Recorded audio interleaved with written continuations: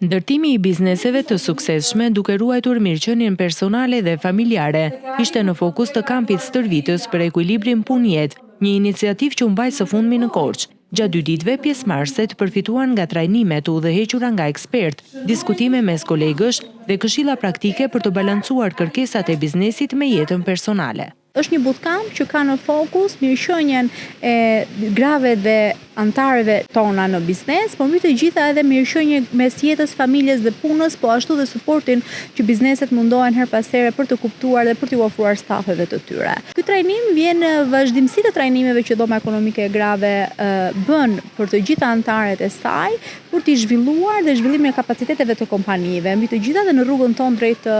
Bashkimit Evropian, ku janë hapur një sër kapitull, është shtuar shumë rregullatore të reja, të cilat një ndër pjesën është dhe kjo. Dhoma në vetvete numëron 130 anëtare në të gjithë Republikën e Shqipërisë, ku janë të gjitha zonjat që drejtojnë biznesin. Impakti ekonomik patjetër që është shumë i madh, megjithëse shumë pak flitet për impaktin ekonomik, thjesht flitet gjithkohës për përfshirjen e grave në ekonomi, por jo për impaktin real. Një vëmendje e veçantë ju kushtua promovimit të politikave miqësore ndaj familjes dhe ndërtimit të kulturave mbështetëse në vendin e punës.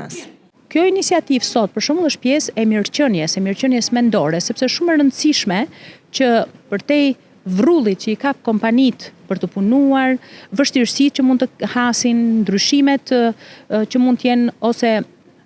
krizat mbarbotrore faktikisht që shkaktojnë edhe një lloj ngarkese shumë të madhe, nga ana tjetër është edhe promovimi i një jete të balancuar. Dhe duke dhënë shembullin pronareve të kompanive për rëndësinë që ka kjo balancë jetë punë dhe mirëqenia, ne duam të shprehim gjithashtu edhe pjesën tjetër që lidhet me siç ka nevojë këto që janë pronare, ashtu ka nevojë dhe punonjësit e tyre. Kemi disa element të cilët të sektori privat i ka gjetur si një mënyrë për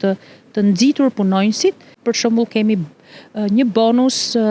që jepet për martesën. Shumë nga kompanitë ofrojnë transportin për punonjësit, për shembull të cilat jetojnë larg, kanë edhe disa mbështetje, sidomos për punonjës të cilët i kanë të ardhurat dhe më të dobta që mbështesin fëmijët në mënyrë të rregullt me librat të cilat u sigurojnë për fillimin e shkollës, kanë aktivitete të dedikuara për sa i takon sigurisë që i jepet prindërve të cilët sapo janë bërë prindër për vendin e tyre të punës. Aktiviteti i organizuar nga Dhoma Ekonomike e Gruas në bashkëpunim me Fondin e Kombeve të Bashkuara për Popullsinë dhe partner ndërkombëtar nga Austria, vjen në një kohë kur pjesëmarrja e grave në sipërmarrje në Shqipëri mbetet e ulët, vetëm rreth 20% përballë 40% të burrave.